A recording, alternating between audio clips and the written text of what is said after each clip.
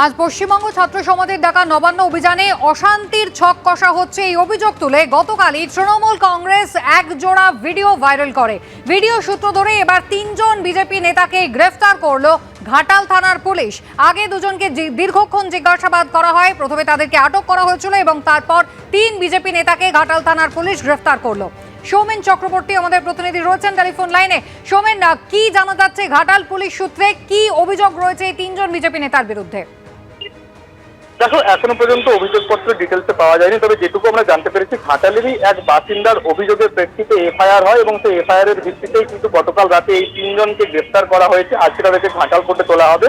এই 3 জনের মধ্যে প্রথম জন, অর্থাৎ তৃণমূলের তরফ থেকে যে ভিডিও দেখানো হয়েছিল, যে ভিডিও এক্স অ্যাঙ্গেলে প্রকাশ করা হয়েছিল, তার প্রথম পাতে যিনি ছিলেন তিনি হলেন বিপ্লব মাল, চন্দ্রকোনা দক্ষিণ মণ্ডলের বিজেপির সভাপতি, তার বাড়ি চন্দ্রকোনার বালাতে।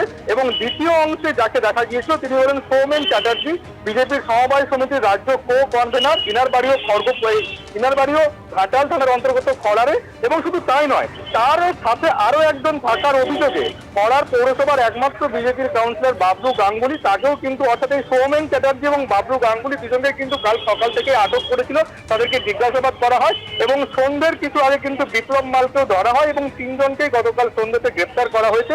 তাদের বিরুদ্ধে যে সমস্ত অভিযোগ আনা হয়েছে তার মধ্যে অন্যতম হচ্ছে অনলাইনে উস্কানিমূলক মন্তব্য করা, অভিসন্ধিমূলক চক্রান্ত সহ একাধিক ধারায়, বিএনএস এর একাধিক ধারায় কিন্তু অভিযোগ আনা হয়েছে এবং বেশ কয়েকটি ধারা কিন্তু জামিন অযোগ্য ধারা, এমনটাই কিন্তু আমরা পুলিশ সূত্রে জানতে পেরেছি। এবং কিছুক্ষণ পরেই এই 3 জনকে কিন্তু ঘাটাল আদালতে তোলা হবে। সুস্মিতা।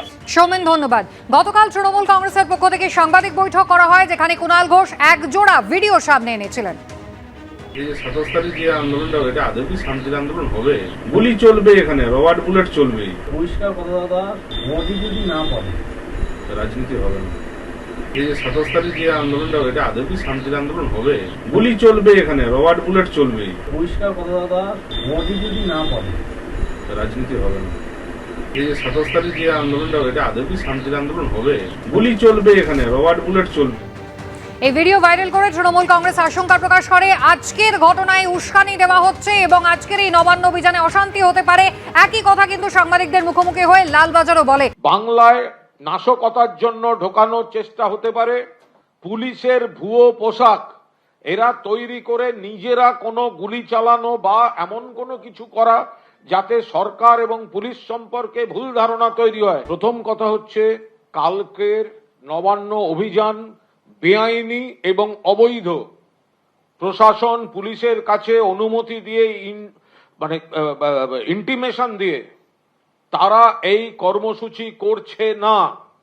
এটা সোশ্যাল মিডিয়া দিয়ে লোক খেপিয়ে হাওয়ায় গন্ডগোলের চেষ্টা হচ্ছে। তদন্ত সিজিওতে সিবিআই, মামলা সুপ্রিম কোর্টে দিল্লিতে, আর কলকাতায় নবান্ন চলো বলে রাজনৈতিক উদ্দেশ্য প্রণোদিত গদির রাজনীতি করা হচ্ছে। আমরা সূত্রে খবর পেয়েছি যে আগামীকালের নবান্ন অভিযানে সাধারণ মানুষের ভিড়ে মিশে গিয়ে কিছু দুষ্কৃতী ব্যাপক গন্ডগোল, অশান্তি, হিংসা এবং বিশৃঙ্খলা ছড়াতে পারে। আমরা এটাও জেনেছি যে আন্দোলনের সামনে, ভিড়ের সামনে মূলত মহিলা এবং ছাত্রছাত্রীদের সামনে রেখে পিছন থেকে এমন কিছু গোলমাল পাকানো হবে, এমন কিছু প্ররোচনা দেওয়ার চেষ্টা হবে যাতে পরিস্থিতি নিমেষে অশান্ত, বিশৃঙ্খল এবং হিংসাত্মক হয়ে ওঠে এবং পুলিশ বাধ্য হয় বল প্রয়োগ করতে।